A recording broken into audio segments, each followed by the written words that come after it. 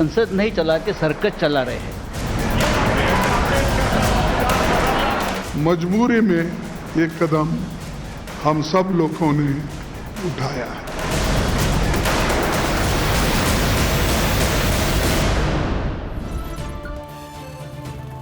तो नेतृत्व के सवाल पर चरमराया हुआ दिख रहा इंडी गठबंधन उपराष्ट्रपति को हटाने के मुद्दे पर एक मत क्यों है? संभल और अडानी के मुद्दे पर अपनी डफली, अपना राग चल रहा है इंडी गठबंधन, लेकिन धनखड़ को हटाने के नाम पर विपक्ष की एकजुटता देखने लायक। आखिर क्यों और इसका मकसद क्या है और इसके पीछे विपक्ष का एजेंडा क्या है? इंडी गठबंधन के नेताओं ने मिलकर उपराष्ट्रपति को हटाने के लिए जो अविश्वास प्रस्ताव का नोटिस दिया है, भारत के लोकतांत्रिक इतिहास में पहला मौका होगा जब उपराष्ट्रपति के खिलाफ इस तरह का प्रस्ताव लाया गया है। विपक्ष का आरोप है कि राज्यसभा के सभापति जगदीप धनखड़ राज्यसभा में भेदभाव वाला रवैया अपनाते हैं और सत्ता पक्ष के सांसदों को बोलने देते हैं, लेकिन विपक्षी सांसदों को जानबूझकर परेशान करते हैं। आज विपक्षी गठबंधन ने बाकायदा प्रेस कॉन्फ्रेंस किया और उपराष्ट्रपति पर आरोपों की झड़ी लगा दी। एक बार कुछ आरोपों को सुनिए जरा उनके। सभापति जी सदन के अंदर विपक्षी नेताओं पर आपत्तिजनक टिप्पणियां कर उन्हें अपमानित भी करते हैं। सभापति जी हेडमास्टर की तरह स्कूलिंग करते हैं, उनको प्रवचन सुनाते हैं और अपोजिशन पार्टी के लोग या नेता लोग 5 मिनट बोले तो 10 मिनट उनका भाषण खुद ही होता है। बार बार विपक्षी नेताओं को बोलने से रोका जाता है। उनकी निष्ठा संविधान और संवैधानिक परंपराओं की जगह सत्ताधारी दल के लिए है। वे अपनी अगली प्रमोशन के लिए सरकार के स्पोक्स पर्सन बनकर काम कर रहे हैं। सभापति सत्ता पक्ष और प्रधानमंत्री का खुला गुणगान कर रहे हो तो विपक्ष की कौन सुनेगा? वो संसद नहीं चलाते, सर्कस चला रहे हैं। तो धनखड़ के खिलाफ विपक्षी नेताओं के मन में कितना गुस्सा है, ये तो उनके इरादे और उनके शब्दों से जाहिर है। इस प्रेस कॉन्फ्रेंस में पहुंचने से पहले इन्हीं नेताओं ने इसी मुद्दे को लेकर राज्यसभा में भी खूब हंगामा किया, जिसकी वजह से राज्यसभा पहले 12 बजे तक और फिर कल तक के लिए स्थगित कर दी गई।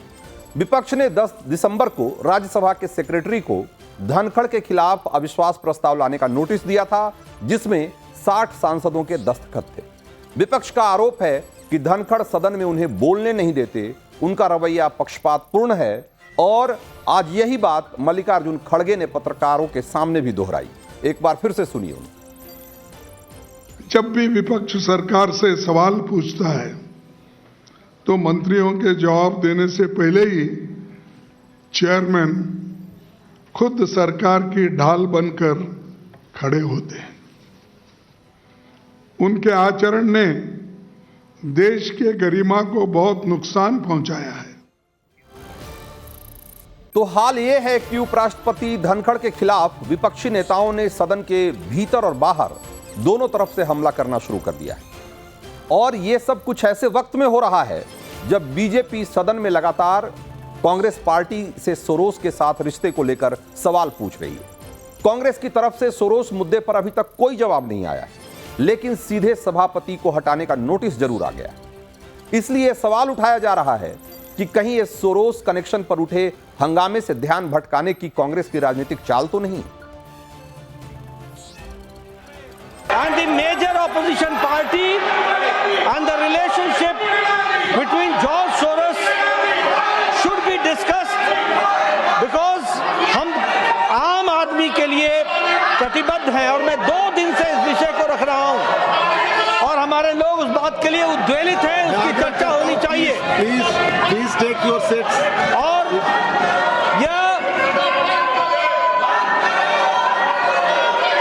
और ये मुद्दे को भटकाने के लिए इन्होंने एक कुत्सित प्रयास किया। तो तो एक तरफ सोरोस का मुद्दा है तो दूसरी तरफ धनखड़ का, और इस बीच अगर किसी का वक्त बर्बाद हो रहा है तो है देश की संसद का। बहरहाल एक और तस्वीर देखिए, उपराष्ट्रपति के खिलाफ अविश्वास प्रस्ताव को लेकर इंडिया अलायंस की प्रेस कॉन्फ्रेंस में आम आदमी पार्टी का एक भी नुमाइंदा नहीं पहुंचा। बताया गया कि संजय सिंह और राघव चड्ढा इलेक्शन कमीशन के साथ बैठक में भाग लेने गए हैं। दरअसल बीते दिनों में किसी भी एक मुद्दे को लेकर इंडिया अलायंस एकमत होता नहीं दिखाई दे रहा है, चाहे वो संभल का मामला हो या फिर सोरोस का। और आज समाजवादी पार्टी की सांसद डिंपल यादव ने तो सदन के भीतर कांग्रेस के तेवर के खिलाफ ऐसा बयान दे दिया जिसके बाद यही कहा जा रहा है कि ये दो लड़कों की जो जोड़ी थी, अखिलेश और राहुल की दोस्ती, अब वो ज्यादा दिन नहीं टिकने वाली। एक बार डिंपल यादव का बयान सुनिए, तेवर देखिए और उसके बाद अंदाजा लगाइए कि इस गठबंधन में क्या चल रहा है। अडानी के मुद्दे पर एक विवाद खड़ा हो गया हुआ है, जिसके कारण कई तरह की बातें, ना हम सेरोस के मुद्दे के साथ है, ना हम अडानी जी के मुद्दे के साथ है। तो मैं समझती सदन को चलना चाहिए, क्योंकि जो पूरा जो ये लोकसभा सत्र जो है विंटर सेशन है, तो मैं समझती हूँ कि हमें पूरी उम्मीद है कि दोनों पक्ष के लोग इसको चलाने में पूरी निष्ठता दिखाएंगे। तो डिंपल यादव मैनपुरी से लोकसभा सांसद हैं और राज्यसभा में सभापति के मुद्दे पर लड़ने वाली कांग्रेस लोकसभा में भी संभल से लेकर मणिपुर और अडानी पर डिस्कशन को लेकर अड़ी हुई है। और आपने सुना कि डिंपल ने भी स्पष्ट शब्दों में कह दिया कि वो उस मुद्दे के लिए आवाज नहीं उठाने वाली जिसके लिए कांग्रेसी सांसद रोज रोज प्रदर्शन कर रहे हैं। और डिंपल अकेली नहीं है जिन्होंने मुद्दे को लेकर इंडी में छिड़ी महाभारत को एक तरीके से सामने ला दिया है। टीएमसी भी वही बात बोल रही है। जरा एक बार टीएमसी सांसद कल्याण बनर्जी को सुनिए। Both for the Bharatiya Janata Party and the Congress Party, House is adjourned every day. House will continue only on the choice of the Congress and BJP. If Congress thinks that today House will continue, the House will continue. If the Congress thinks half an hour House will continue, the half an hour House will continue. If BJP thinks that half an hour House will continue, the House will continue. This is not proper. There are so many parties are there. Parliamentary democracy does not depend upon the Congress and the BJP. तो महाराष्ट्र चुनाव के नतीजों के बाद India alliance के भीतर कितनी तेजी से पार्टियां अपना गियर बदल रही है, एक कल्याण बनर्जी के इस बयान से स्पष्ट आपको समझ में आ रहा होगा। एक वक्त था कि कांग्रेस के नेतृत्व में सारी पार्टियां एकजुट दिखाई दे रही थी, अभी कुछ महीने पहले की बात ही है। लेकिन दो विधानसभा चुनावों में मिली करारी हार के बाद किस तरीके से बिखराव दिख रहा है और किस तरीके से बीजेपी और कांग्रेस को अलग और बाकी जो छोटी पार्टियां हैं या बाकी जो क्षेत्रीय पार्टियां हैं उनको एक अलग खेमे के तौर पे पेश करने की कोशिश हो रही है। कल्याण बनर्जी ने जब कहा तो आपने गौर किया होगा, उन्होंने कहा कि दो ही पार्टियां हैं, कांग्रेस और बीजेपी, यही जो चाहती हैं वही होता है। यानी कि कांग्रेस और बीजेपी को एक साथ खड़ा कर देना और खुद को अलग खड़ा कर लेना, ये आज इंडी गठबंधन की एक नई रवायत दिख रही है। और ऐसे में ये गठबंधन आगे किस रूप में बढ़ेगा और क्या रूप लेगा, ये कहना बड़ा मुश्किल है। हालांकि आज जब उपराष्ट्रपति जगदीप धनखड़ के खिलाफ इंडिया अलायंस की पीसी हो रही थी, तब मल्लिकार्जुन खड़गे के पीछे टीएमसी की तरफ से सागरिका घोष थी।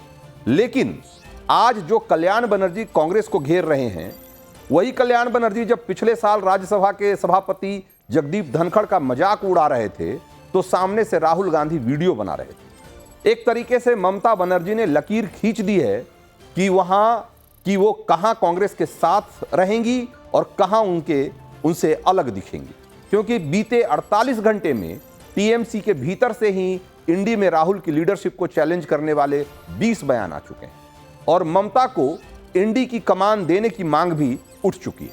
अब सवाल यह है कि इंडी अलायंस के भीतर, चाहे वो संभल का मामला हो या फिर सोरोस का मामला हो या अडानी का मामला हो, सारी पार्टियों का स्टैंड अलग अलग है। डिंपल यादव सोरोस पर डिस्कशन नहीं चाहती, ममता की पार्टी को इससे कोई लेना देना नहीं है, लेकिन यही पार्टियां धनखड़ को हटाने के मुद्दे पर एक साथ आती हुई क्यों दिखाई दे रही? ऐसी क्या दुश्मनी है उपराष्ट्रपति से जिसकी वजह से सारी पार्टियां, जो कि देश में अभी जिन बड़े मुद्दों पर कांग्रेस डिबेट चाहती है, बहस चाहती है, उस पर तो उसके साथ नहीं खड़ी दिखाई देती, लेकिन जगदीप धनखड़ को हटाने को लेकर एकदम एकजुट हो जाती। तो बताया जा रहा है कि ममता की पार्टी तृणमूल कांग्रेस तभी से जगदीप धनखड़ के पीछे पड़ी हुई है जब वो पश्चिम बंगाल के राज्यपाल हुआ करते थे। तब भी ममता सरकार यही आरोप लगाती थी कि बतौर राज्यपाल धनखड़ राज्य सरकार के कामकाज में अड़ंगा लगा रहे हैं और वो केंद्र के एजेंट के तौर पे काम कर रहे हैं और वो उस एजेंडे को आगे बढ़ा रहे हैं जो कि केंद्र चाहता है। और एक तरीके से दोनों सरकार और राज्यपाल के बीच इस तरह की सिचुएशन हो गई थी, इस तरह की परिस्थिति पैदा हो गई थी कि एक साथ काम करना और कई बार तो राज्य का जो सामान्य कामकाज था वो भी प्रभावित होने लगा था। धनखड़ गवर्नर के बाद देश के उपराष्ट्रपति बन गए, लेकिन ममता की टीस एक तरीके से गई नहीं।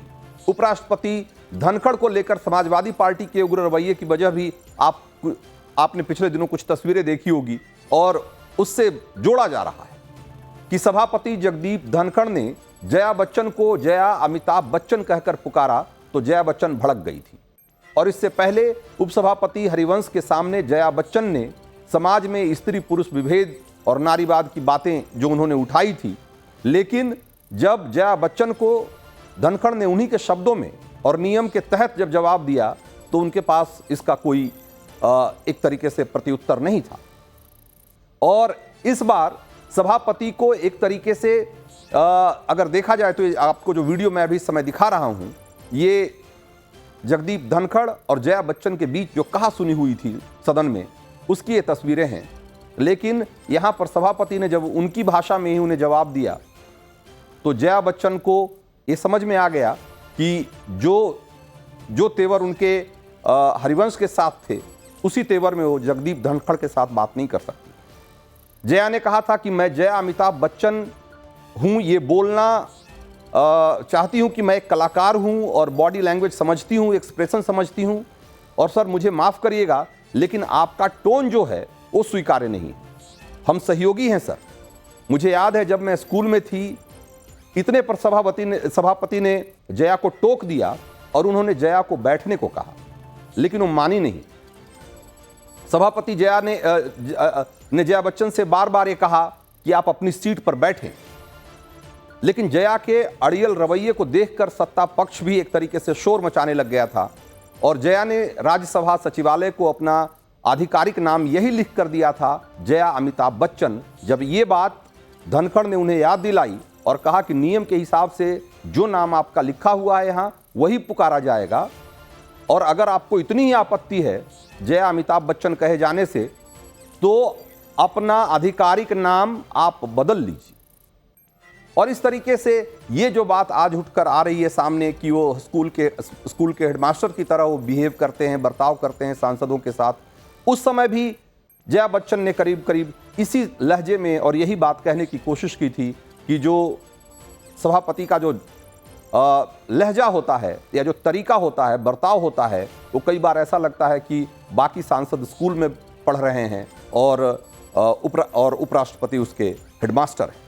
तो ये सारी बातें एक लंबे समय से चल रही है विपक्ष और उपराष्ट्रपति के बीच, और आज वो इस तरीके से आपके सामने दिखाई दे रही है कि आज पूरा विपक्ष एकजुट हो गया है कि चाहे जो हो इनको हटाया जाए। हालांकि ये बात सब लोग जानते हैं कि विपक्ष के पास वो ताकत नहीं है, वो नंबर नहीं है कि वो उपराष्ट्रपति को हटा सके, सभापति की कुर्सी से हटा सके।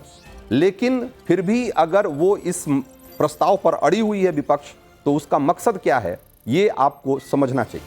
असल में विपक्ष ये चाहता है कि जब इस प्रस्ताव पे चर्चा हो तो उस समय धनखड़ अपनी कुर्सी पर नहीं बैठ सकते, यानी कि वो सभापति की कुर्सी पर नहीं बैठ सकते।